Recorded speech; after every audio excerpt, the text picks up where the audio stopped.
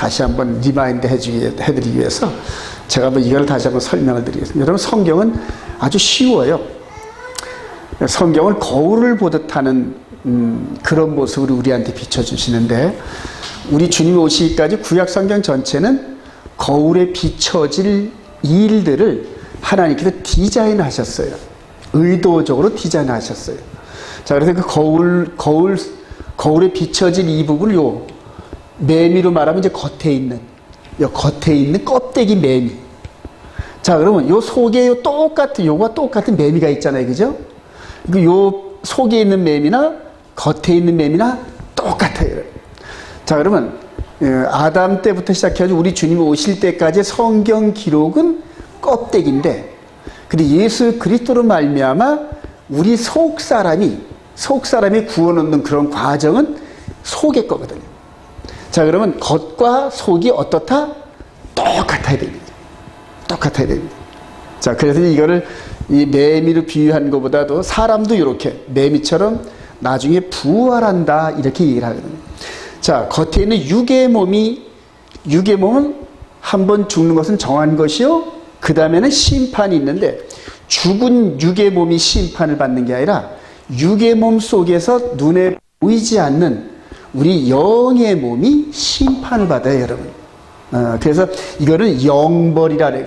영벌. 그래요. 이걸 영벌이라 그래요. 영이 죄값을 받는다 그래서 영벌입니다. 그러면 영이 산다는 건 뭔 얘기일까요? 영생. 그래요. 영원히 사는 것. 영이 사는 것을 영생, 이렇게. 성경을 이 두 프레임으로 이렇게 볼 수 있는 눈이 열려야 구약을 보면서, 즉 껍데기를 보면서 속사람을 보는 눈이 생겨요. 그러니까 신약은 구약 성경, 즉 구약 성경 율법 토라, 모세 토라로만 공부했던 이스라엘 백성들, 특히 바리새인 중에 바리새였던 바울 사도가 속사람은 안 보였고 껍데기만 보였단 말이에요. 이게 껍데기 법으로는 내가 율법의 의로는 뭐가 없다? 흠이 없었다, 이렇게 자신했어요. 근데 우리 주님을 만나면서 속사람을 보는 눈이 열리자마자, 오호라, 나는 곤고한 자로다. 이 사망의 법에서 누가 나를 구원하랴 하면서 그냥 막 좌절을 합니다. 좌절을. 로마서 읽어보면은 바울 사도의 그 옛날 바리새인 때의 그 넘어짐과 죄악에 쌓여 있었던 그 시절을 회상하면서 아주 절규를 합니다. 큰일 날 뻔했어. 누가 아니었으면 우리 주 예수 그리스도. 할렐루야. 자, 그래서 예수 그리스도로 말미암아 죽었던, 즉 속사람이 하나님과의 언약 관계에서 범죄하로 말미암아 하나님으로부터 잘림 받았단 말이에요. 영이신 하나님으로부터 우리 영이 잘림을 받아가지고 더 이상 꽃꽂이에 꽂는 꽃처럼 한 일주일 정도는 사는데 말라 비틀어져 시들어져 갈 수밖에 없는 그런 존재로 우리가 속사람이 있었단 말이에요. 이거는 죄와 허물로 죽었던 너희를 살리셨도다. 이 영을 살릴 수 있는 것은 오직 우리 주님의 십자가의 대속 보혈의 피인 줄 믿으시기 바랍니다. 그래서 이 성경을 통하여 우리에게 진리를 비춰주는 이 속사람의 법을 계속적으로 알려주시기 위해서 우리 주님이 오시기까지 계속 껍데기 법을 가지고 속사람의 법을 계속 비춰나간 거예요. 오늘 특별히 아브라함은 이제는 디자인된 이 속사람이 드러날 예수 그리스도로 말미암아 이루어질 그 일들을 디자인하면서 아주 하나님께서 철저하게 디자인을 했는데 당사자인 아브라함은 그걸 몰랐단 말입니다.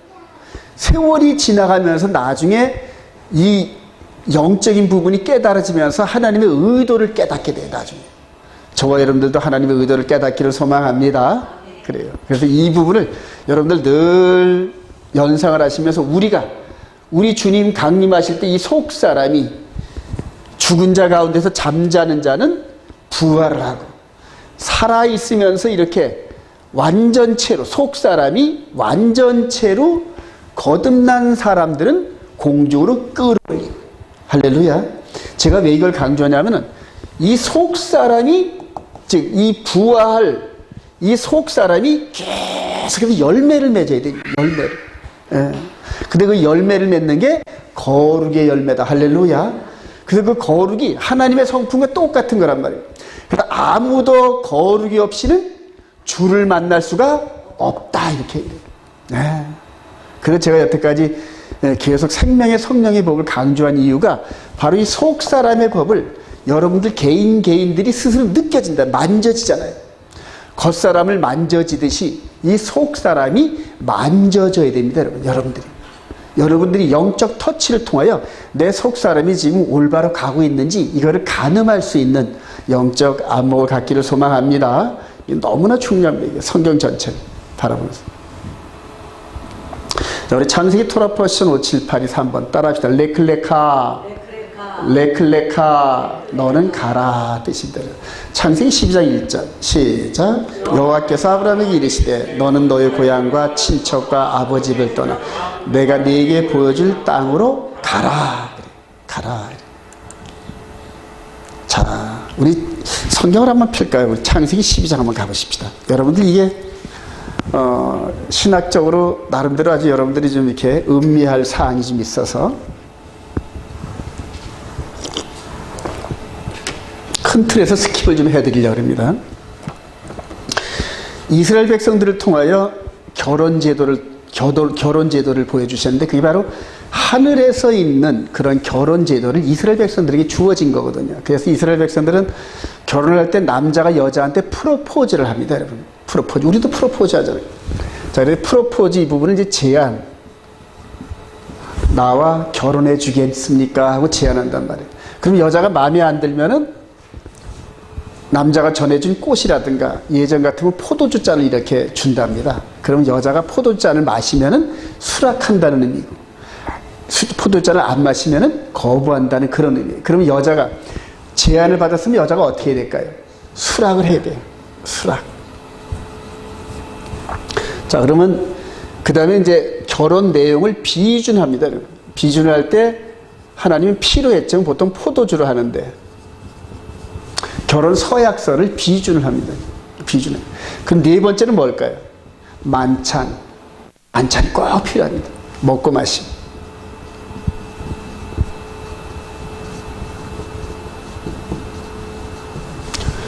자, 여러분들 아브라함과 하나님과의 여정 속에서 이 네 가지가 숨어 있어요, 여러분. 이거를 찾지를 못해서 그렇지 큰 눈으로 이게 대상을 그려다보면은 하나님께서 아브라함, 물론 아담 때도 마찬가지로 이 제안이 있어요. 있는데 그걸 찾아내지 못한 거예요. 자, 그래서 아브라함한테 창세기 12장 1절 여호와께서 시작. 여호와께서 아브라함에게 이르시되 너는 너의 고향과 친척과 아버지 집을 떠나 내가 네게 보여줄 땅으로 가라. 내가 너로 큰 민족을 이루고 네게 복을 주어 네 이름을 창대케 하리. 너는 복이 될지니라. 너를 축복하는 자에게 내가 복을 내리고 너를 저주하는 자에게는 내가 저주하리. 땅의 모든 족속이 너로 말미암아 복을 얻을 것이라 하신지라. 그래. 어떻게 저희들은 이런 창세기 12장 1절부터 3절까지는 일반 언약이다. 하나님께서 조건 없이 주신 언약이다. 이렇게들 배워왔거든요. 근데 그게 이제 조금 맞는 말이긴 하지만 좀 더 이렇게 넓게 보면은 만족을 줄 수 있는 대답은 아니에요. 자, 하나님께서 지금 창세기 12장 1절부터 3절까지 여러분들 이거를 생각하면 뭘까요, 지금 이게? 하나님께서 아브라함한테 제안을 하신 거예요. 야, 너는 지금 현재 75세까지 살고 있는 네 터전을 옮기고 내가 네게 제시할 땅으로 갈 수 있겠니? 자, 그런데 그렇게 해주면은 내가 너에게 자손을 주고 땅을 주고 너는 복의 근원이 되게 하겠다. 그러니까 뭔가 제안을 할 때는 유익이 있어야 될 거 아닙니까, 여러분? 상대로 하여금 수락할 만한 유익이 따라와야 되는데 바로 이게 하나님께서 아브라함에게 제안하신 내용입니다. 자, 그러면 그 다음에 4절 시작. 이에 아브라함이 여호와의 말씀을 따라갔고 롯도 그와 함께 갔으며 아브라함이 하나를 떠날 때 75세였더라. 그래. 이 얘기를 들은 이 제안을 들은 아브라함이 어떻게 했어요? 수락을 했단 말이에요. 이해가 되시죠? 예. 자, 그럼 이제 그다음부터는 그 수락한 내용, 제안한 내용을 구체적으로 구체적으로 서로 나누어서 뭘 해야 될까요, 여러분? 비준을 해야 돼요. 비준을. 자, 그런데 시간이 지나면서 창세기 13장 내려가고 애굽에 내려갔다 올라오는 과정을 거치고 그 다음에 이제 14장에 그 롯이 잡혀가는 전쟁을 통하여서 하나님의 그 권능을 보여주는 어마어마한 권능을 보여주는 이런 것들을 두 가지를 체험합니다. 애굽에 내려갔더니 애굽의 바로왕이 꼼짝을 못해. 내가 섬기는 하나님. 그 다음에 이 롯이 끌려갔을 때 그 군사들이 굉장히 적지 않았는데 318명을 갔더니 일당백으로 그들을 물리치고 롯과 포로들을 회복시켜 오는 어마어마한, 근데 그게 누구의 덕이었다? 하나님의 덕이었다. 창세기 14장 한번 가보십시다. 그때 그거를 해석해 주시는 분이 멜기세덱 왕이란 말입니다. 자, 그래서 돌아오는 길에 조금 이따 나오지만은 예루살렘 성전산 밑에 있는 왕의 계곡이라는 데가 있어요, 여러분. 왕의 계곡. 자, 우리 창세기 14장 17절 한번 봅시다. 아브라함이 시작. 아브라함이 그달 로멜과 그와 함께한 왕들을 쳐부수고 돌아올 때 소돔 왕이 사회 골짜기 곧 왕의 골짜기로 나와 그를 영접하여. 여기서 왕의 골짜기, 이게 바로 성전산 밑에 있는 그대로 그 골짜기, 그게 이제 왕의 골짜기더라고요. 자, 그 다음에 이제 18절 시작. 살레망 멜기세덱이 떡과 포도주를 가지고 나왔으니 그는 지극히 높으신 하나님의 제사장이었더라. 그가 아브라함에게 축복하이르되 천지의 주제시여 지극히 높으신 하나님이여 아브라함에게 복을 주옵소서. 너의 대적을 내 손에 붙이신 지극히 높으신 하나님을 찬송할지로다 하며 아브라함이 그 얻은 것에서 10분의 1을 멜기세덱에게 주었더라. 그래요. 자기 조카 롯이 붙잡혀갔다는 소식에 황망 없이 318명을 급히 모아가지고 전쟁을 치르고 돌아오는데 황망해서 이게 과연 어떻게 된 일이지? 자기 자신도 막 어리둥절할 정도의 전공이란 말이에요. 그럴 때 멜기세덱 그 제사장이 딱 나서서 그걸 해석을 해줘. 너로 하여금, 아브람 너로 하여금 그 대적을 내 손에 붙이신 여호와 하나님. 근데 멜기세덱 그 제사장이 얘기한 그 여호와 하나님이 누구야? 바로 자기가 섬기는 여호와 하나님이더라. 할렐루야. 둘이 똑같은 신을 섬기고, 둘이 똑같은 신을. 가나안 땅에 아브라함과 멜기세덱 외에는 지금 여호와 하나님을 섬기는 부족이나 사람이 있다 없다? 없다는 얘기. 자, 같은 하나님, 같은 신을 섬기는 사람은 얼마나 서로 반가울까요? 반가울까요? 거기서 딱 깨달아. 아하, 이런 능력과 축복을 주신 분이 바로 애굽에서 바로왕을 눌러버려 뺏길 뻔한 사라를 구출해 주신 그분이시네. 그러면서 아브라함이 하나님을 신뢰하는 마음이 한 발자국 한 발자국 더 들어가기 시작해요. 할렐루야. 즉 신앙이, 믿음이 성장한다는 얘기. 자, 그리고 이제 그 다음에 이제 뭐가 필요할까요? 수락을 했으니 그 다음에 비준 절차가 있어야 되잖아요, 그죠? 그게 이제 창세기 15장입니다. 창세기 15장에서 창세기 15장 유명한 헷불 언약이 있어요. 헷불 언약. 창세기 15장 13절 한번 보십시다. 여호와께서 시작. 여호와께서 아브라함에게 이르시되 너는 반드시 알라. 네 자손이 이방에서 객이되어 그들을 섬기겠고 그들은 400년 동안 네 자손을 괴롭히니 그들이 섬기는 나라를 내가 징벌할지며 그 후에 네 자손이 큰 재물을 이끌고 나오리라. 너는 장수하다가 평안히 조상에게로 돌아가 장사될 것이요 네 자손은 4대만에 이 땅으로 돌아오니 이는 아모리족 속의 죄악이 아직 가득 차지 아님이라 하시더니 해가 져서 어두울 때 연기나는 화로가 보이며 타는 햇불이 쪼갠 고기 사이로 지나더라. 그날에 여호와께서 아브라함에게 더불어 언약을 세워 이르시되 내가 이 땅을 애굽 땅에서부터 그 큰 강 유브레데까지 네 자손에게 주노니. 여기서 자손과 땅에 대한 약속이 창세기 12장보다 더 확대되죠, 여러분. 내가 이 땅을 너한테 주겠는데, 그 다음에 이제 여기서 확대된 비유준 언약서에서는 애굽의 강서부터 유브레데 강까지.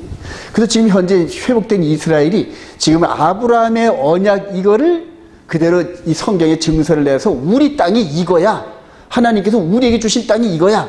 그런데 현재 유브레데까지도 이게 큰 그림으로 자기 땅으로 지금 주장하고는 있지만은, 그러나 저들의 힘이 세질 때는 그거를 차지하려고 할 겁니다. 자, 그런데 이제 조금 이따 보시면 알겠지만 이미 땅에 대한 약속은 성취가 끝났습니다. 근데 그것을 지금 껍데기 법을 기준으로 자꾸 주장을 하고 있단 말입니다.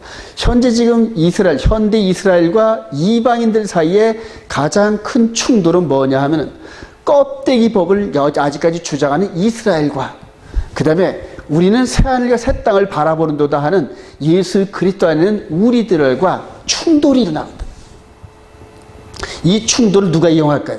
저 그리스도예요. 여기서 한번 또 의미심장하고 볼까요? 우리 14절 한번 보세요. 14절. 그들이 시작. 그들이 섬기는 나라를 내가 징벌할지며 그 후에 내 자손이 큰 재물을 이끌고 나오리라. 큰 재물을 이끌고 나오리라.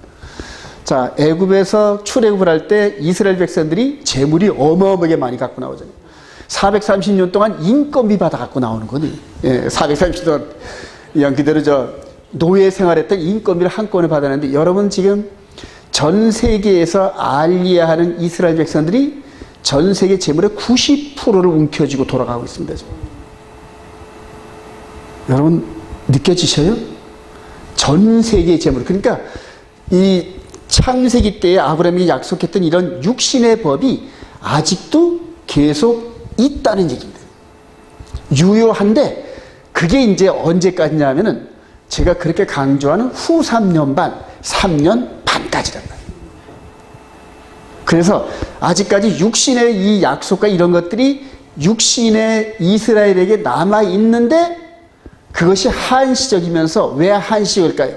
그 기간 동안에 빨리 생명의 성령의 법을 바울 사도처럼 깨닫게 하고 그래서 마지막 때 하나님께서 이 속사람의 이 기름 부으심 성령의 기름 부으심을 이스라엘 백성들이 집중을 할 때 이스라엘 백성들의 남은 자들이 충만함이 어마어마할 줄로 믿습니다. 저희들은 그들과 연합할 준비를 해야 됩니다. 현재 지금 육신적 이스라엘을 돕고 계속 복음을 증거하지만 그들의 주장에 쓸려서 끌려가면 안 된단 말이에요. 그들에게 주장하는 이런 부분들을 어느 정도 성경적으로 인정해 주면서 우리는 정신일도 하사불성 호랑이 등에 타더라도 정신을 차리면 그래서 이 이중적인 육신의 예법과 성령의 법을 같이 공유한 저와 여러분들이 이스라엘을 깨우는 역할을 하면서 마지막 이스라엘과 이방인의 충만한 수가 들어오기까지 온 이스라엘이 구원을 받기까지 이 일을 해야 되는데 안타깝게도 지금 이 겉사람의 예법으로 그냥 계속 이방인들이 끌려들어요. 저들의 흡인력이 너무 세가지고 끌려들어요. 하나님이 감사하게도 저한테 그런 눈을 좀 보여주셔가지고 제가 좀 고민하면서 기도하고 있습니다. 근데 항상 마지막 때 어떤 메시지를 받은 이런 그 흐름들은 항상 외롭고 그 다음에 듣지를 않더라고요. 양쪽에서 다 배척을 받아요. 개신교 쪽에서도 배척을 받고 이스라엘 쪽에서도 배척을 받고 그래요. 자, 그러면서 이제 비준이 창세기 15장 햇불 언약에서 있는데 그러면 조금 더 앞서가서 먹고 마심이 어디서 있을까요? 먹고 마심이 반드시 필요하죠. 창세기 18장 한번 가보십시다. 창세기 18장에 여호와께서 마므리의 상수리 나무들이 있는 곳에서 아브라함에게 나타나시라. 이게 다음 주 나오는데 바에란데 나타나시니라. 왜 나타나셨을까요? 세 분이 그 중에서 한 분은 하나님이시고 할렐루야. 먹고 마심의 마무리를 하시려고 오십니다. 먹고 마심의 마무리 하시려고. 자, 그러면서 우리 7절 한번 보십시다. 아브라함이 시작. 아브라함이 또 가축이 되어 있는 곳으로 달려가서 기름지고 좋은 송아지를 잡아 하인에게 주니 그가 그 피우리한지라. 아브라함이 엉킨 젖과 우유와 하인이 요리한 송아지를 가져다가 그들 앞에 차려놓고 나무 아래서 모셔섬에 그들이 먹으니라. 할렐루야. 이게 파편적인 스토리인 줄 알았더니 그냥 띄엄띄엄 떨어져 있으면서 파편적인 스토리인 줄 알았더니 하나의 드라마더란 말이에요. 이해가 되시면 아멘. 하나님께 큰 영광 돌립니다. 할렐루야. 자, 그리고 나중에 이스라엘 백성들과 시내산 언약을 맺을 때도 이런 패턴. 그래서 창세기 24장에 보면은 이스라엘 장로들과 함께 먹고 마실 때 하늘이 초옥같이 파랗게 시내산은 하나님이 계시고 그 앞에는 모세와 함께 이스라엘 장로들이 피 언약을 마치고 난 다음에 먹고 마심. 자, 그런데 그게 이 이스라엘 백성들에게만 이게 유효할까요?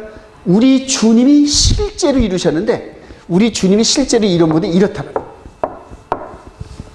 산상수훈에서 심령이 가난한 자, 이게 내가 너희들에게 제안한다 이 얘기. 너희들이 나와 결혼해 주겠니? 근데 그 결혼에 너희들이 지켜야 할 언약이 바로 이거야 하면서 제안을 한단 말이에요.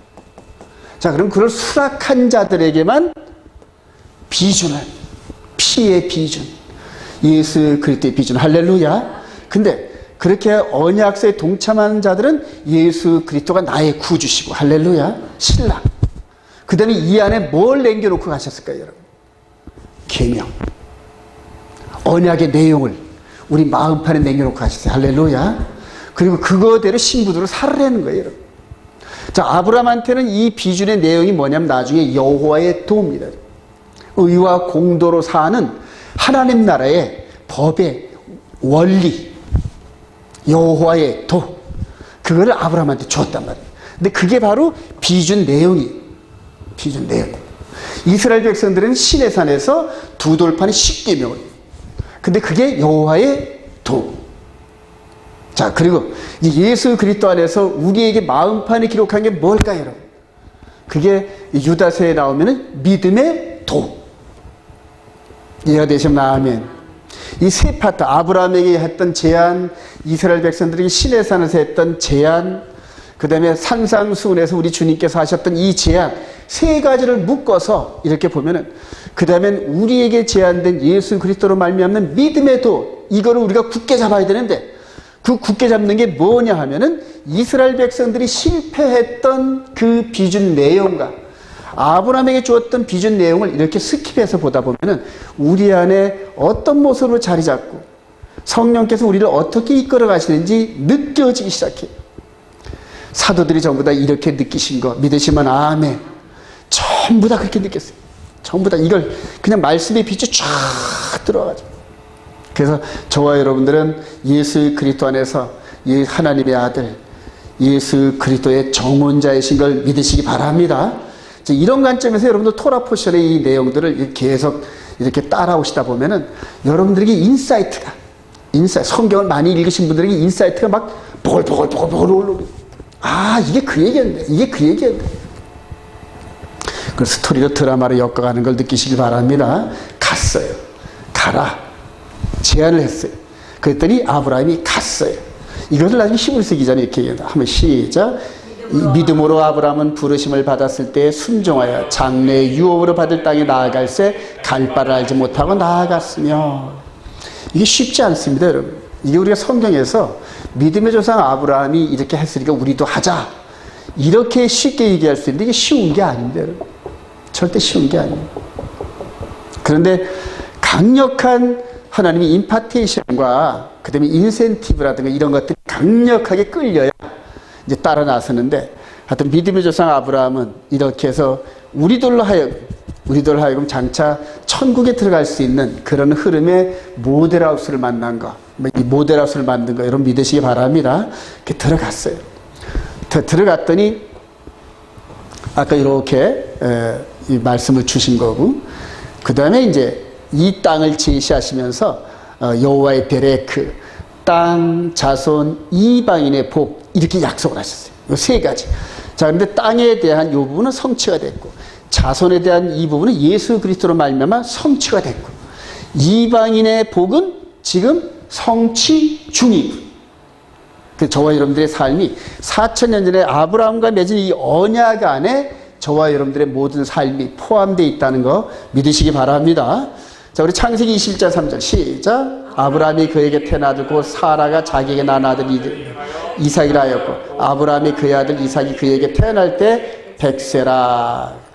자, 그 자손에 대한 약속, 자손에 대한 약속을 성취시켜 주셨고, 다음에 땅에 대한 약속, 여호수아 21장 43절 시작. 여호와께서 이스라엘의 조상들에게 맹세하사 주리라 하신 온 땅을 이스라엘에게 다 주셨으므로 그들이 그것을 차지하여 거기에 거주하였습니다. 여호수아를 통하여 땅에 대한 마무리를 했어요. 그래서 성경에 기록되어 있습니다, 이게. 그래서 지금 이스라엘 백성들이 지금 이렇게 땅에 대한 이 약속을 구약만 붙잡고 이렇게 전 세계를 향하여 하는 얘기를 한쪽으로는 받아주면서 저들을 살살 달래면서 새하늘과 새 땅을 바라보는 그런 컨셉으로 우리가 나가야 될 줄 확신합니다. 자, 가나안 땅에서 애굽으로 내려갔다가 올라온 아브라함의 후손들의 발자취, 다음이 예수 그리스도. 창세기 12장 10절 시작. 그 땅에 기근이 들었으므로 그리로 내려갔으니 이는 그 땅에 기근이 심하였습니다. 아브라함이 시작. 아브라함이 애굽에서 그와 그의 아내와 모든 소유와 롯과 함께 네겝으로 올라가니 아브라함에게 가축과 은과 금이 풍부하더라. 돌아올 때는 하여튼 가축과 은과 금이 풍부해요, 여러분. 그죠?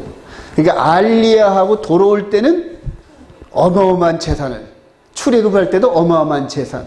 지금도 알리야하는 그런 과정에서 이스라엘 백성들이 다 부자는 아니지만은 전 세계의 모든 부를 다 움켜쥐었다 해도 과언이 아닌데요. 로스차일드 은행 그들이 전 세계의 부를 조금 있으면 다 100% 차지했거든요. 네. 100% 차지하면서 1984 조지 오웰의 그 가축 사역하듯이 이제 그런 것들이 비디오가 나오는데 각 사람 한 사람한테 마치 우리가 케이지 안에 들어있는 닭처럼 그렇게 먹이를 주는 모습, 그런 식으로 사육을 할 겁니다. 네. 모든 걸 컴퓨터로 조정하면서 살 양과 물건을 살 수 있는 양과 소비하는 이런 것까지도 전부 다 컴퓨터로 조정하면서 전부 컨트롤을 하는데 그게 이제 짐승의 표를 통하여 가능한 거예요. 네. 어마어마한 그러한 그 일들이 숨어 있습니다, 앞으로. 자, 그래서 이렇게 가나안 땅을 중심으로 이렇게 애굽에 내려갔다 오는 이 부분. 여러분, 이거 아브라함한테 애굽에 들어갔다가 다시 돌아오는 이 부분이 장차 이스라엘과 이방인을 구원하시는 하나님의 모델하우스의 개념입니다. 가나안 땅을 중심으로 애굽에 한번 내려갔다 돌아오고, 그 다음에 이삭은 나름대로 하란 지방에 가서 이방인 지역 가서 아내를 구해오고, 이삭이죠? 리브가를 이렇게 구해오잖아요. 여러분. 이런 부분들이 개인적인 스토리로 들으면 의미가 별로 없어요. 장차 누구를 통하여? 예수 그리스도를 통하여 이루신 이것까지 내다보시기 바랍니다. 다음에 야곱도 마찬가지로 똑같이 외삼촌 라반의 집에 가가지고 이 리브가의 아들인 이 야곱이 거기 가가지고 몸값을 지불하면서 4명의 아내와 자녀들을 구해오다가 야복강에서 에서를 만나는 이런 장면들. 즉 가나안 땅에 있다가 아내를 구하러 이방지역에 갔다가 돌아오는 케이스가 계속 반복된다. 이게 성경 전체 스토리입니다, 여러분. 예.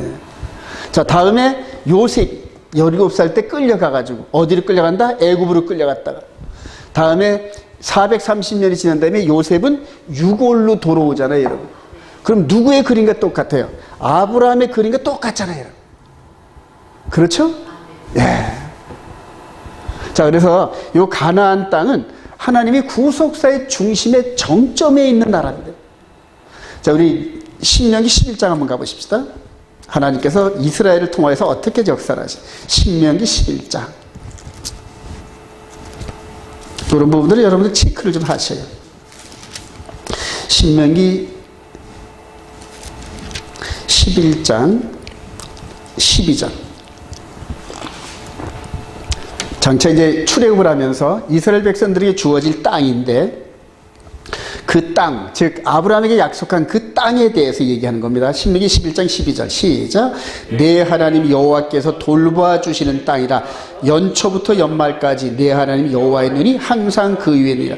그래서 연초라고 번역된 게 조금 좀 이렇게 부족합니다. 새초부터 새말까지가 맞습니다. 이 세상을 창조할 때부터 마지막까지 요 이스라엘 요 가나안 땅은 구속사의 중심 센터에 있다는 거예요. 나중에 에스겔서에 보면은 세상 중앙에 거하는 내 백성을 곡과 마곡이 침투하고 그렇게 하는 그런 장면들이 나옵니다. 그러니까 항상 하나님의 눈은 여기 있는데 여기 가나안 땅 중에서도 어디에 집중되어 있다? 예루살렘 성전산. 예루살렘 성전산이 집중되어 있다. 그래서 저는 추측하기에 거기가 아담과 하와가 재판받고 여자의 후손이 발 뒤꿈치 상하는 그런 사건의 판결을 받은 장소고 또 동일한 장소에서 집행이 됩니다. 그리고 뱀의 머리가 깨지는 그 장소가 될 거로 100% 확신합니다. 그래서 멸망의 아들은 어디서 등장한다? 성전산, 즉 성전에서 내가 하나님이야 하고 등장하라는데 바로 가나안 땅입니다. 그래서 사람들이 지금 막 유럽의 연합이니 뭐니 이런 쪽으로 막 이렇게 하는데 그거는 성경적 얘기하고는 조금 벗어난 얘기입니다. 교황도 적그리스도가 아닙니다. 이방 지역에 있기 때문에. 즉 이스라엘 백성들이 가나안 땅에서, 즉 예루살렘에서 자기와 동족이고 유다 지파로 속이는 그런 사람에게 넘어가서 우리의 메시아야 하고 영접할 겁니다.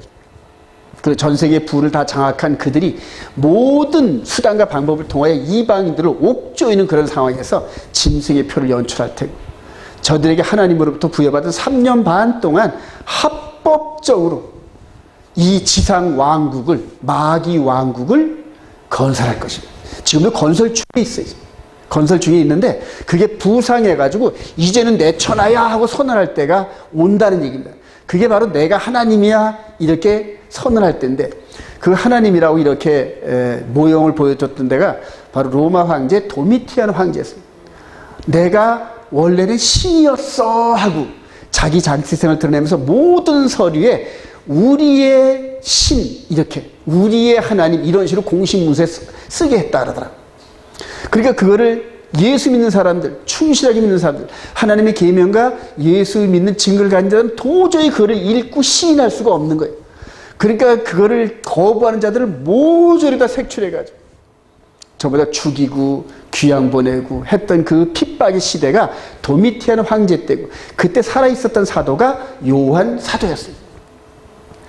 근데 그걸 바라보면서 네로 황제 때의 핍박을 경험했고 도미티안 황제 때 핍박을 경험한 이 요한 사도가 반모섬이라는 곳에 가서 이 귀양을 가가지고 거기서 고생을 하고 있는 그런 가운데서 하나님께서 반모섬을 무대로 해서 하늘을 무대 삼아서 큰 그림을 보여주시고, 계시록의 전체 이 내용을 보여주는데 하늘을 화면 삼았어. 근데 그게 전부 다 유대인 중에 유대인이었던 요한 사도에게는 익숙한 장면들이에요. 전부 다. 우리들에게는 익숙하지 않은 장면인데 요한 사도는 익숙한 장면인데, 왜냐? 껍데기들을 전부 다 체험한 내용들을 알맹이로 보여주시기 때문에 이해를 한 거예요. 이해를 하니까 기록을 한단 말이에요. 물론 다 이해하는 건 아니겠지만 그래요. 자, 그렇게 해서 요셉을 통하여서 한바퀴 돌아온 요 부분이 출애굽의 완성이고, 자, 이것이 이제는 예수 그리스도로 말미암아 2000년 전에 그대로 예루살렘 거기에서 누구처럼, 이 야곱처럼 몸값을 지불하시기 위해서 당신이 이 천하보다 어마어마하게 귀한 당신의 몸값을 지불해 주세요. 그리고 우리한테 제안하는 거예요. 나와 결혼해 주겠니? 그래요.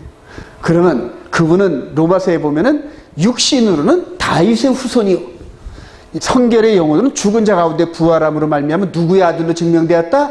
하나님의 아들로 증명되었다. 할렐루야. 중매장인 사도 바울이 우리 이방인들에게, 이스라엘 백성들에게 바로 우리를 중매 들고 있는 그 상대가 누구냐 하면은 육신으로는 다윗의 아들, 명문가 중에 명문이고, 성결의 영혼으로는 하나님의 아들을 우리들의 신랑으로 소개하고 있다. 할렐루야. 이게 바로 성경 얘기입니다. 바로 성경. 그러니까 수락을 안 할 이유가 없죠, 여러분.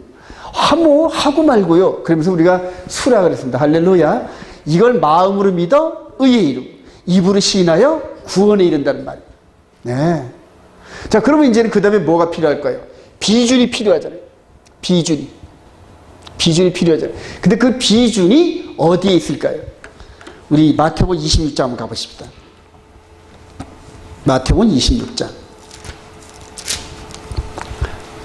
마태복음 26장. 여러분도 아직 이거 너무너무 이거 큰 흐름으로 보면 너무너무 재미있고 감동스러워요. 마태복음 26장 6월절 전날 이스라엘 백성들이 보면 세대를 하죠. 6월절 세대를. 자, 여기에서 자, 우리 마태복음 26장 26절, 그들이 먹을 때 시작. 그들이 먹을 때 예수께서 떡을 가지사 축복하시고 떼어 제자들에게 주시며 이르시되 받아서 먹으라, 이것은 내 몸이라 하시고, 또 잔을 가지사 감사기도 하시고 그들에게 주시며 이르시되 너희가 다 이것을 마시라, 이것은 죄사함을 얻게 하려고 많은 사람을 위하여 흘리는 바 나의 피, 곧 언약의 피니라. 할렐루야. 이게 바로 비준의 그 절차입니다, 여러분. 그러니까 우리가 마음으로 믿어 의에 이르고 입으로 시인하여 고백한 우리, 즉 예수 그리스도의 예비 신부된 우리들과 함께 이 언약에 참여케 하는 겁니다. 그리고 언약에 참여하는데 이 언약에 참여하는 내용들이 있을 거 아닙니까, 여러분? 그게 산상순 전체인데 그게 바로 요약하면 십계명을 마음판에 기록한 거예요. 십계명을 마음 안에서까지 순종하다 보면 성령께서 우리를 사랑의 꼴로, 사랑의 열매로 맺어가신다. 할렐루야. 그 방법 외에는 없어요. 그래서 너희들이 내 말을 거역하도 구원의 찬스를 잃어버리지는 않지만 성령의 인도함을 거역하면 구원에 이르지 못한다. 우리 마음판에 성령의 불로 팍팍팍 해서 기록해 놓은 그것을 우리가 온몸과 마음과 힘을 다하여 순종할 때 우리도 모르게끔 역경과 시험과 환난을 거치면서 우리도 모르게끔 장성한 분량이 이래. 그래서 나중에 예수 그리스도께서 우리를 초원할 때는 완전히 거지 같았어. 우리가 초원했을 때, 우리 주님이 우리를 초원했을 때의 모습은 뭐냐 하면은 이 요한복음 8장의 현장에서 가늠하다 잡혀있는 여자, 머리가 산발하고 옷이 찢기고 그냥 온몸에 끌려오면서 린치를 당하고 곧 사형 집행당할 그런, 그러니까 뭘 아끼겠어요. 그러니까 막 다루는 거지. 바리새인과 서기관들이, 집행자들이 혈기가 등등해서 치리까 말이까 이런 식으로 덜덜덜덜 떨고 있는 우리들을, 영적으로 보면 우리가 그렇단 말이에요. 그런 우리들에게 나와 결혼해 줄 수 있겠니? 초월하신 거예요. 이해가 되시면 아멘. 그래요. 그랬더니 청혼을 받아들이니까 비준하면서 여기서 서로 죽자는 얘기예요. 그래서 예수 그리스도 안에서 예수가 먼저 죽었듯이 우리도 함께 죽고 거듭남으로. 그래서 로마서 6장에 예수와 함께 죽고 장사되었으면은 예수께서 부활한 것처럼 너희도 부활하리라. 이렇게 얘기해요. 그래서 완전히 거듭남, 퍼펙트한 거듭남 속에서 하나님의 거룩의 DNA를 확 코팅시킵니다. 그래서 누가 근접하지 못한다? 마귀가 근접하지 못하는 거예요. 그런데 처음부터 그게 마귀가 근접하지 못하는 게 넘어지고 또 일어서, 넘어지고 또 일어서 그럽니다. 아브라함도 많이 넘어져요. 근데 넘어져도 일어날 의지가 있으면 주님 손잡고 일어나세요. 할렐루야. 7번 넘어져도 8번 이렇게 세워주세요. 성령의 음성만 붙잡으면, 성령의 음성만 붙잡고 내가 죄송합니다, 실수했나이다 회개만 하면 미쁘시고 그래서 우리 죄를 사해 주시고 또 이렇게 세워주시는데, 넘어지기 전에보다 더 강력한 힘으로 우리를 이렇게 세워주신다. 할렐루야. 그게 성경 전체의 스토리입니다. 그래서 우리가 넘어지고 좌절하고 낭망하지 말아야 할 이유가, 넘어짐 자체도 우리 주님이 허락하신 거. 일었을 때는 더 강한 손으로 붙잡아주고 더 강한 능력으로 마귀를 대적하게 하시기 위해서 우리에게 환난을 주시고, 환난은 인내를 낳고, 인내는 연단을 낳고, 연단은 소망을 낳는다. 할렐루야. 이렇게 하시려고. 아브라함도 그런 여정을 그대로 따라갔어요, 여러분. 아브라함도. 네. 우리 주님께서 이렇게 하시고 이렇게 우리에게 제안하실 때, 그런 이제 먹고 마심이 이루어져야 되잖아요, 여러분. 그래. 자, 마태복음 26장 끝에 29절. 그러나 시작. 그러나 너희에게 이르노니 내가 포도나무에서 난 것을 이제부터 내 아버지의 나라에서 새 것으로 너희와 함께 마시는 날까지 마시지 아니하리라 하시니라. 먹고 마심은 완성입니까? 미완성입니까? 아직 미완성이에요. 그래서 계시록 19장 거기에 혼인잔치 자리까지 갈 때, 그때 마지막 남은 한 잔의 축복을 우리에게 주실 겁니다. 그리고 이제 완성되는 거예요. 결혼이 완성되는 거예요. 아직까지 미완성이란 말이에요. 달려간단 말이에요. 그래서 바울 사도가 내가 지금 다 이뤘담도 하니요 오직 달려갈 길에서 계속 달려간다는 게 뭐냐면은 바로 이 완성된 자리까지, 그 자리까지 달려간다. 근데 그 자리를 육신으로 이렇게 달려가다 보면 어느 순간에 육신이 껍데기가 벗겨진 상태에서 달려가는 그 포스대로 속사람이 그대로 달려가요. 계속 달려간단 말이에요. 거룩을 향하여, 거룩의 완성을 향하여 달려가면서 어느 순간에 껍질이 벗겨지고, 그리고 우리 주님 혼인잔치 만든 그 자리, 공중 강림하실 때 그 자리를 향해 달려가는데 그게 나도 모르게 부활이고 휴거더라. 할렐루야. 여러분들 휴거는 그냥 먼 데가 이렇게 있다 되는 게 아니에요. 달려가는 사람들이 주어져요. 계속해서 이 세상과 짝하지 않고 계속해서 달려가던 사람들한테 어느 날 갑자기 나도 모르겠고 휙 끌을. 어느 때 휴거가 되는지 이런 거 안다고 휴거되는 게 아니에요. 떡줄 우리 주님은 생각도 안 하는데 김치국만 막 마시고 있어요. 요새 인터넷 유튜브 뒤져보면 전부 그거예요. 전부. 언제 휴거되냐, 전천후 환란전이냐, 훈란후냐. 그게 뭐가 그렇게 중요해요. 휴거가 될 이 상태가 돼 있느냐 안 됐느냐 이게 중요하지. 그런데 정작 그렇게 해서 이 속사람이 휴거될 정도의 거룩을 요구하는 성경적 요구에 대해서 답을 주는 사람이 없어요. 여러분. 그 답은 딱 한 가지. 하나님의 계명과 예수 믿는 증거를 가진 자들을 할렐루야. 이게 결론에서 빠지면은 안고 없는 찐빵이야. 네. 이런 표현을 쓰면 좀 그렇지만 쉽게 하려고. 여러분들 소망을 가질 소망합니다. 그래요. 그래서 결혼잔치까지, 혼인잔치 자리까지. 자, 롯을 구하는 귀한 종 멜기세덱을 만나 아브라함 시작. 아브라함을 왕들을 쳐부수고 돌아올 때에 소돔 왕이 사회 골짜기 곧 왕의 골짜기로 나와 그를 영접하여 살렘한 멜기세덱 떡과 포도주를 가져나왔으니 그는 지위 높으신 하나님의 제사장이더라. 14절 15절 시작. 그가 아브라함에게 축복하여 이르되 천지주지이시오 지극히 높으신 하나님의 아브라함의 복을 주옵소서. 너희 대적을 내 손에 붙이신 지극히 높으신 하나님을 찬송할지라. 다음에 아브라함이 그 가진 것에서 10분의 1을 멜기세덱에게 주었더라. 이것은 이제 왕의 계곡인데 여기가 압살롬의 무덤이 있는 곳이고 여기가 감난산입니다. 여기가 성전 자리고 여기 이제 흰놈의 골짜기. 위에서 보면은 쉰이라는 글자가 이렇게 보입니다. 골짜기. 자, 여기에서 아무런 건물도 없을 때 요즘 이렇게 뉴스에 보니까 요 부근에서 멜기세덱 그 제사장의 흔적을 발견했다 하더라고요. 제사를 드리던 흔적. 양을 죽이고 조그만 흔적을 발견해가지고 이렇게 신문에 나왔더라고요. 자, 그런데 여기서 이렇게 북쪽에서 이렇게 롯을 구하고 이 길로 따라오던 아브라함이 여기서 멜기세덱 제사장을 만나는데 나중에 히브리서에 보면은 히브리서 7장 6절 시작. 레위 족보에 들지 아니한 멜기세덱은 아브라함에게 10분의 1을 취하고 약속을 받은 그를 위하여 복을 빌었나니 논란이 여지없이 낮은 자가 높은 자에게서 축복을 받느니라. 근데 다른 부분을 더 보면 그는 하나님의 아들과 같이 그래요. 태어난 저 기록도 없고 부모의 기록도 없고 이런 식으로 하면서 마치 예수 그리스도와 방불하니라 이렇게 부연 설명을 합니다. 그럼 여기서 궁극적으로 누구를 만났나요, 여러분? 아브라함은 바로 예수 그리스도. 장차 그대로 멜기세덱 반차의 대제사장이 되실 메시아를 만난 거 여러분 인정하시기 바랍니다. 하나님 그렇게 디자인하시고 쭉 디자인하시고 11조 드리면서 신앙 고백을 하게. 나중에 이제 여기서 이 성전 모리아산에서는 누구를 번제로 드릴 뻔합니까? 이삭을 번제로 드릴 뻔해요. 여기에서 이 성전산에서 모든 구속사역이 이루어집니다.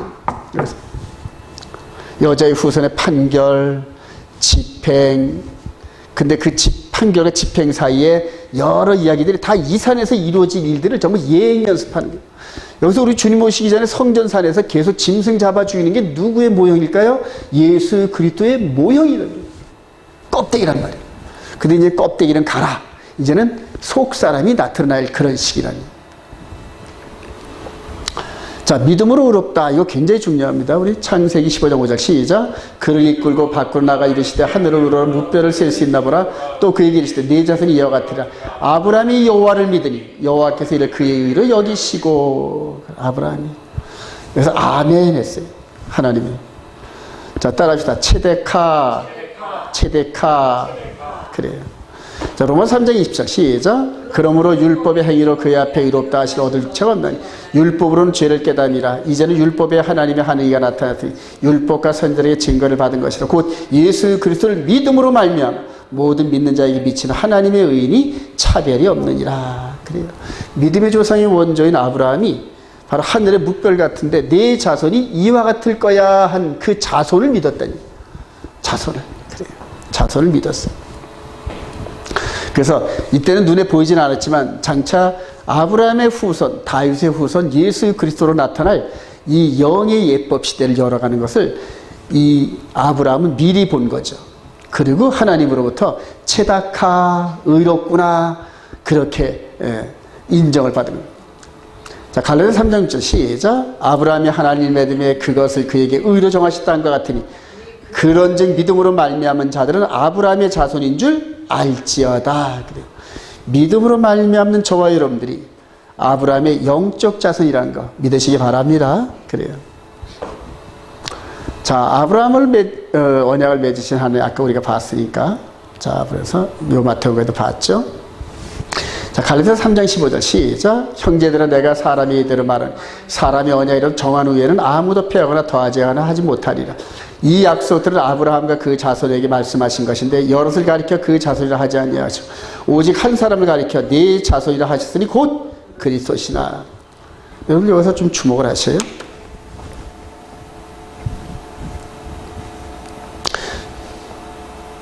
이거를 성경을 찾아서 설명을 하려면 너무나 많으니까 그림으로. 헷불 언약을 이렇게 맺을 당시에 창세기 15장 헷불 언약을 맺을 때에 이 아브라함은 이 베리트라는 이 언어 이 부분을 통해서 장차 언약을 맺으시기 위해서 이 땅에 내려오시는 자신의 후손 메시아를 봅니다. 메시아를. 그래서 요 헷불 언약에 하나님은 안 보였지만 그러나 아브라함이 여기 당사자로 있고 다음에 아브라함의 육신의 후손들이 12사도가 쭉 있는 가운데서 지금 여기에서 안 보이셨던 그분이 언약 당사자인 그분이 여기에 오셨다. 할렐루야. 그래요. 이 그림이 여러분 연상됩니까 여러분? 네, 이게 보이셔야 돼요. 이게 보이셔야 돼요. 그래서 이 아브라함을 집중적으로 훈련하고 디자인해 이런 부분들이 그냥 맹목적으로 하나님 말씀만 따르는 것이 아니라 이해를 하고 따라갈 수 있게끔 만드시는 이해를. 자꾸 이해의 도를 높이시는 게. 이게 성장이라는 거예요. 나중에는 우리 주님께서 직접 말씀하셔요. 너희 조상 아브라함은 나의 때 볼 것을 고대하다가 보고 즐거워하였노라. 할렐루야. 전부 이 얘기가 상통되는 이 얘기. 자, 여기에서 우리 주님께서 지금 12제자를 대표격으로 놓으면서 앞으로 이 사도들의 전도를 받으면서 이 언약식에 동참할 사람들을 우리 주님이 오시기 직전까지 믿음으로 순종한 모든 사람들과 언약을 맺은 거다. 할렐루야. 그래요. 우리 시내산에서 언약을 맺을 때도 우리 모세가 이렇게 고백합니다. 이 언약은 너희들과 우리에게만 맺은 게 아니라 장차 너희들을 통하여서 나타날 그런 후손들에게도 계속 이어지는 거다. 이렇게 설명해요. 그래서 이 믿음으로 되는 이 언약 관계는 우리 주님이 재림 직전까지도 마음으로 믿어 의에 이르고 입으로 시인하여 구원 얻는 이런 역사가 계속적으로 이어질 줄로 믿습니다. 그게 바로 생각의 속도라는 거예요. 생각의 속도. 이 생각의 속도는 육신으로 1000년, 2000년을 갈 거리를 생각으로는 금방 가요. 장차 저와 여러분들이 영적인 존재로 완전히 부활체가 되면은 생각의 속도로 이 하나님이 지으신 우주를 그냥 마음대로 우리가 마치 안방 갔다 건너방 갔다 이런 식으로 우리가 생각의 속도로 움직일 거 저는 그렇게 느껴집니다. 그래요. 자, 이렇게 해서 언약을 맺는 이런 부분 의롭고. 근데 여기서 중요한 게 뭐냐면 아브라함이 하나님을 믿음에 의롭게 되거든요. 의로워지지 않으면 이 언약에 동참을 못한단 말입니다. 그래서 우리 주님과 언약을 맺기 전에 십자가에서 내가 마음으로 십자가 사역을 내가 마음으로 믿어 의에 이루고 입으로 시인하여 구원을 얻는다 할 때 입으로 시인하는 게 뭘까요? 우리 마음에 기록된 언약의 내용들을 시인하는. 그래서 말씀이 우리한테 우리 심령에 들 때마다 아멘, 아멘, 아멘 계속 아멘, 아멘 시인하면서 나중에 긍정적으로 하나님께서 뭐라고 말씀만 하시면 아멘. 나중에는 그냥 그대로 능동적으로 아멘. 그래요. 나중에 그 능동적으로 아멘 했던 그 결과가 기쁨의 열매를 맺으니까 아멘 하면 좋은 일만 생기니까 하나님 무조건 뭐라고 말씀만 하시면 아멘. 할렐루야. 바로 그게 우리 영혼 구원에 이런 구원 과정인데. 그래요. 무슨 조직 신학 배우고 뭔 신학 배우고 이런 식으로 해가지고 그런 지식이 우리를 살리고 구원 얻게 하는 것이 아니라 실질적으로 하나님의 메시지를 순종하면서 삶에서 일어나는 즉 삶의 신학 가운데서 우리 구원이 이루어지는 거예요. 물론 신학이 불필요하다는 건 아니지만, 그러나 신학이 삶의 위의 부분에서 지식화돼 가지고 이게 아주 걸림돌이 되는 그런 내용들입니다.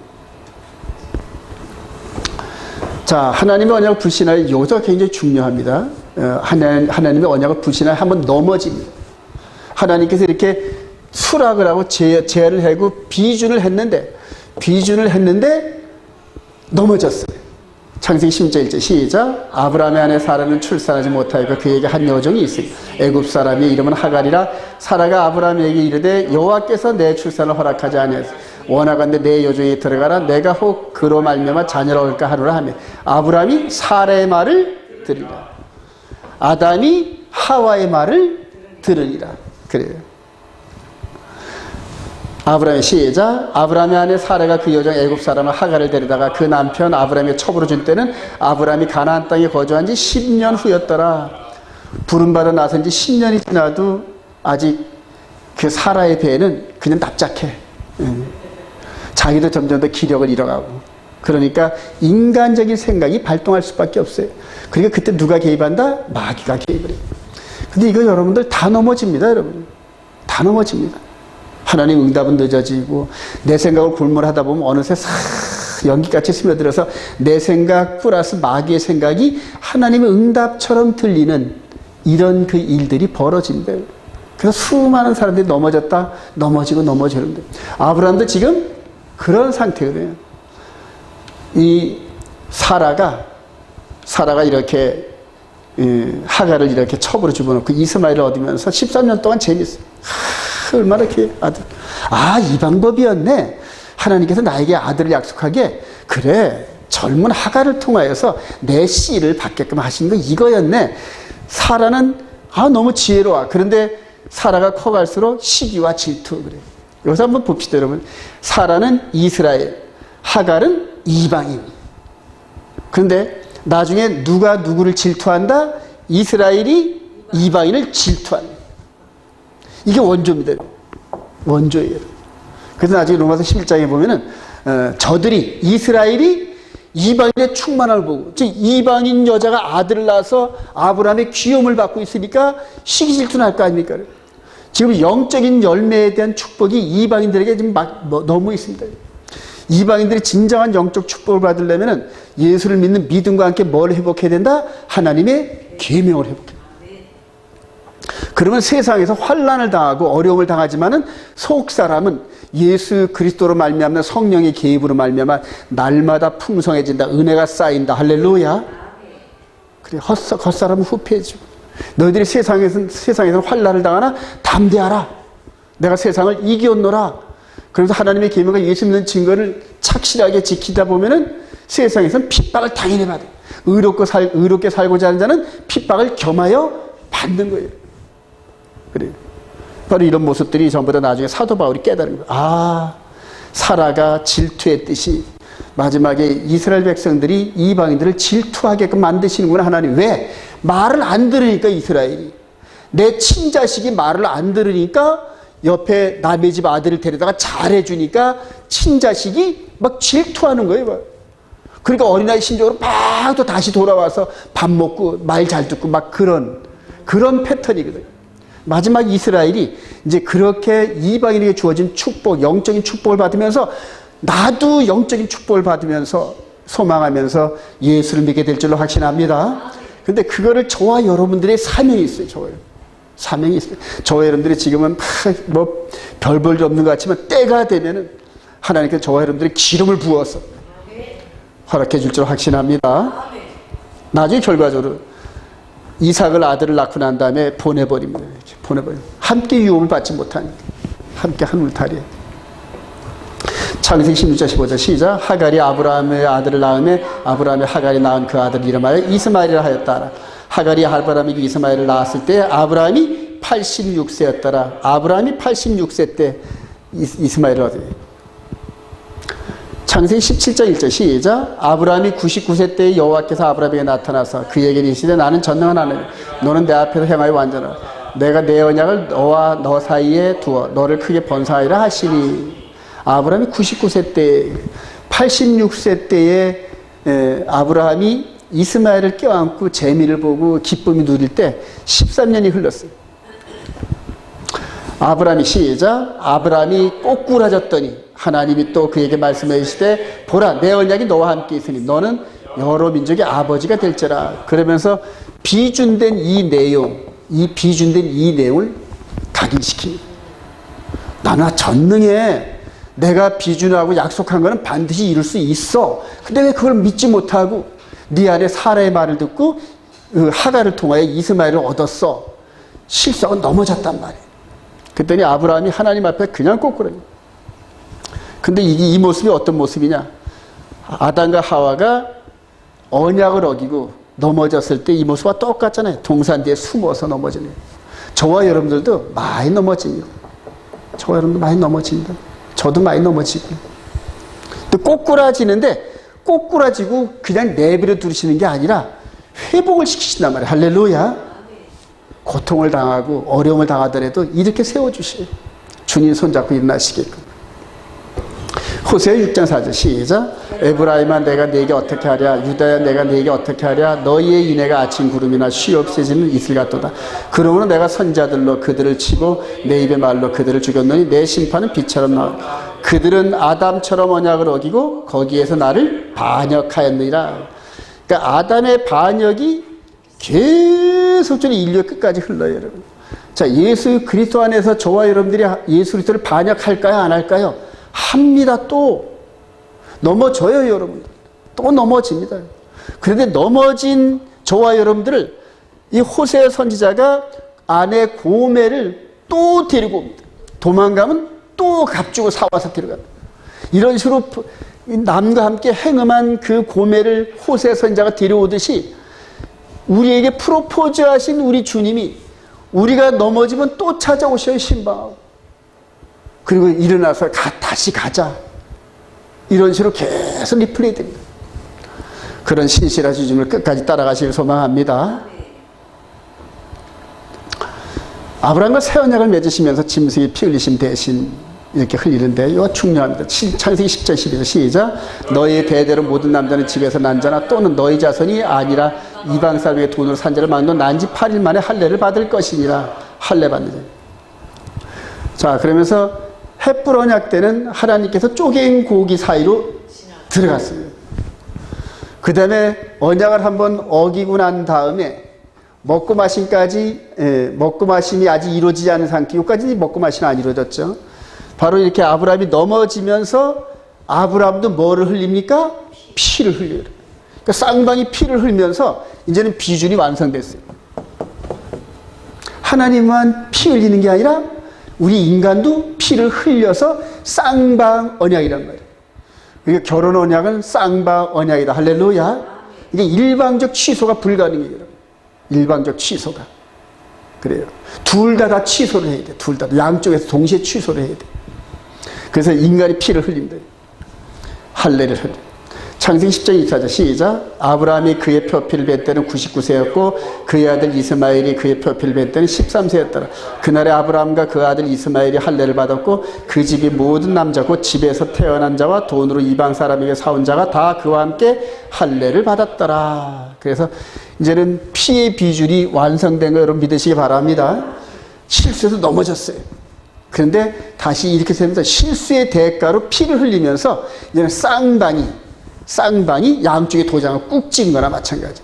매매 계약서 때 일방적 그런 도장을 찍으면 안 되잖아요. 쌍방이 같이 도장을 찍어야 되죠. 이러면서 믿음의 조상인 아브라함과 그 다음에 하나님과의 양쪽 이 결혼 서약이 완전히 형성됐어요. 그러나 뭐가 필요하겠어요? 먹고 마심이 필요하죠. 여기 다음 주에 나오는 먹고 마심이 이루어져야 완전히 끝나는. 이런 패턴이 이제 계속 앞으로 흘러갑니다. 자, 육신의 할례. 근데 이 육신의 할례가 바울 사도 시대 때 이런 식으로 변합니다. 로마서 2장 28절 시작. 무릇 표면적 유대인이 아니요 표면적 육신의 할례가 아니니라. 오직 이면적 유대인이며 할례는 마음이 할지니 영이 있고 율법 조항이 있지 아니한 것이라. 그래요. 바울 사도가 아주 유명하게 깨닫습니다. 할례. 아, 이 할례가 이제는 진짜가 나타났구나. 예수 그리스도가 피 흘리시고 우리들이 함께 죽는 영의 이 피의 조인 안에 들어와야 되는구나. 이렇게 느끼는 거예요. 우리 주님께서 끌려가시고 죽으셨다가 장사되시고 부활하시면서 골로새 2장 11절 시작. 또 그 안에서 너희가 손으로 하지 아니하 할례를 받아서 곧 육의 몸을 벗는 것이요 그리스도 할례이라. 너희가 세례로 그리스도와 함께 장사되고 또 죽은 자들과 그 안에서 함께 일으키심을 받았느니라. 이 할례가 난지 8일 만에 이스라엘 백성들을 주는 이 할례가 바로 이거의 모형과 그림자였던 거예요. 할렐루야. 그래서 예수 그리스도와 함께 집행장소로 끌려가고 함께 십자가에서 죽고 함께 장사되어서 우리 속사람이 완전히 거듭나면은 이분이 부활하신 것처럼 부활할 것이다. 할렐루야. 이게 남자의 그런 생식기 안에 이런 비밀을 묻어놓은 게 바로 할례입니다.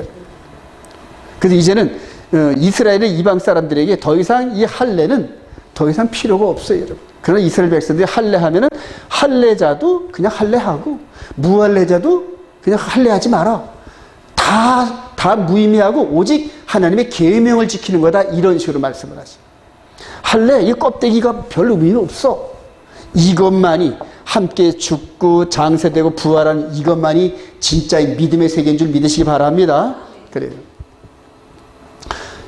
자, 다니엘서 9장 27절 시작. 그가 장차 많은 사람과 더불어 한 일 동안의 언약을 굳게 맺고 그가 그 일의 절반의 제사유를 금지할 것이다. 여러분들 이게 제가 설교할 때마다 이거를 내놓는 이유가 뭔지 아십니까, 여러분? 이게 지금 너무너무 이 만유스럽게 그가 이게 적그리스도로 저는 여러분 지금 해석을 해요. 적그리스도로 해석을 한단 말입니다. 근데 이 그가 장차 하는 사람, 많은 사람과 더불어 언약을 맺은 분이 메시아인 줄 믿으시기 바랍니다. 그리고 요 69일에와 70일의 사이에 요 7년, 이 7년이 카이로스 시간입니다. 이거는 그럼 무슨 시간일까요? 크로노스 시간. 그래서 전 3년 반과 후 3년 반은 신적인 능력을 갖고 있는 분들이 진짜 내려와서 역사하신 골든 타임이란 말이에요. 요 사이에 이방인의 충만이 있단 말이에요. 이 그림을 지금 주장을 하거나 이해하는 사람이 많지 않아가지고 제가 이상한 걸 주장한다 막 사람들이 그래요, 지금. 이상한 걸. 자, 여기에서 크로노스 시간에 이렇게 모형과 그림자로 보여줬던 이 부분들은 카이로스 시간에 실제로 이루어진다. 할렐루야. 그래서 우리 주님께서 십자가에 부활하시고 제자들을 만나면서 이 크로노스 시간, 즉 아담 이후로 여기까지 이런 나에 대한 모세와 시편과 선지서에 기록된 모든 것들이 나로 말미암아 성취되어야 될 거 아니냐, 이런 식으로 말씀하십니다. 그래서 카이로스 전 3년만 시간에 우리 주님의 예언이 성취됐고 이제는 기독교 2000년의 시간 동안에 이루어지면서 마지막 적그리스도 타임 때 이루어지는 일들이 계속적으로 지금 축적돼 가고 있습니다. 축적돼요. 사도행전 15장 1절 시작. 어떤 사람들이 유대로부터 내려와서 형제들을 가르치되 너희가 모세와 맞대로 할례를 받지 아니하면 능히 구원을 받지 못하리라 하니 바울 및 바나바와 그들 사이에 적지 아니한 다툼과 변론이라니라. 형제들이 이 문제에 대하여 바울과 바나바 및 그 중에 몇 사람을 예루살렘에 있는 사도들에게 보내기로. 고린도서 7장 18절 시작. 할례자로서 부르심을 받은 자가 있느냐 무할례자가 되지 말며 무할례자로 부르심을 받은 자가 있느냐 할례를 받지 말라. 할례 받는 것도 아무것도 아니요 할례 받지 아니한 것도 아무것도 아니다. 오직 하나님의 계명을 핵심이 그러니 핵심이 그러니.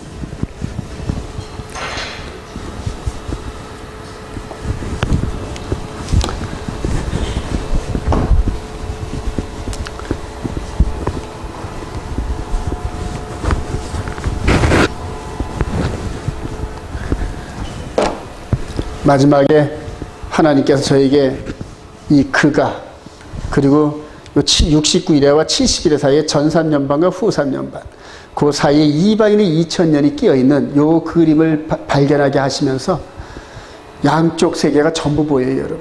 개신교 무천년적 관점의 오류와 그 다음에 이스라엘 백성들의 세대주의는 분들은 그가가 적그리스도예요. 그리고 마지막 시대에 그 일의 절반에 제사 의무를 편 이런 부분을 적그리스도로 적용을 해가지고 어마어마한 오류로 지금 기울어져 있는데, 이스라엘 백성들과 함께 미국의 개신교 흐름, 그 다음에 우리나라의 이 세대주의 관점 있는 분들이 전부 다 그가가 적그리스도로 해석을 하면서 이 성경을 통하여 비춰주는 충분한 거울 같은 이야기들을 볼 수 있는 길이 막혀버렸어요. 네. 그래서 마지막에 믿음으로 말미암아 그 도미티안 황제 때 핍박했다 순교된 사람들처럼 마지막에 적그리스도 시대 때의 어마어마한 핍박을 이 속사람이 믿음의 능력으로 이겨낼 수 있는 힘들이 없어요. 그 대다수 세대주의 분들이 69일 전에 7년 전에 환란한다, 휴거한다 이런 식으로 전부 다 가르쳐가지고. 근데 보니까 69일에와 70일 사이에 우리 주님 2000년 전에 십자가 사건이 있었다는 것. 그래요. 근데 십자가 사건이 이전에 휴거한다 이런 식으로 이제 그림을 그리는 거랑 똑같은 겁니다. 어마어마한 오류입니다. 그래요. 결론입니다. 다 같이 읽어보세요. 시작. 예수 그리스도 안에 생명의 성령의 보로 하나님의 섬기는 거룩한 제사장이 됩시다.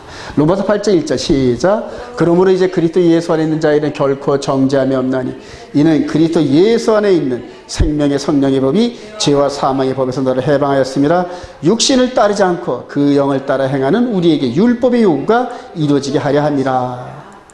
이 그림을 여러분 너무나 많이 보여드렸죠, 저와 여러분들이. 베드로전서 2장 1절 시작. 그러므로 모든 악독과 모든 기만과 외식과 시기와 모든 비방하는 말을 버리고 갓난아기들 같이 순전하고 신령한 자를 사모하라.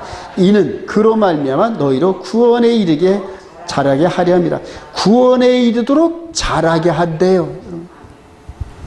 구원에 이르도록, 그리스도의 장성한 분량에 이르도록 자라게 하려 함이라.